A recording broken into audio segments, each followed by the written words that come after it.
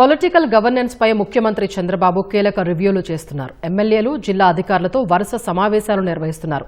ప్రతి జిల్లాకు చెందిన ఎమ్మెల్యేలు, ఇన్ఛార్జ్ మంత్రి, కలెక్టర్, ఎస్పీల సమక్షంలో అన్ని విషయాలపై సమగ్రంగా చర్చిస్తున్నారు.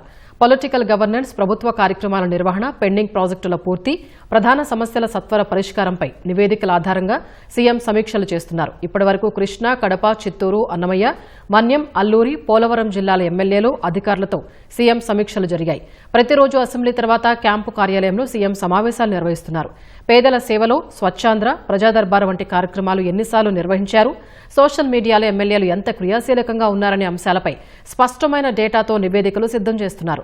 ఏ ఒక్క నివేదికపైనూ ఆధారపడకుండా 6-7 నివేదికలు, సర్వేల ఆధారంగా ఎమ్మెల్యేల పనితీరును లెక్కిస్తున్నారు.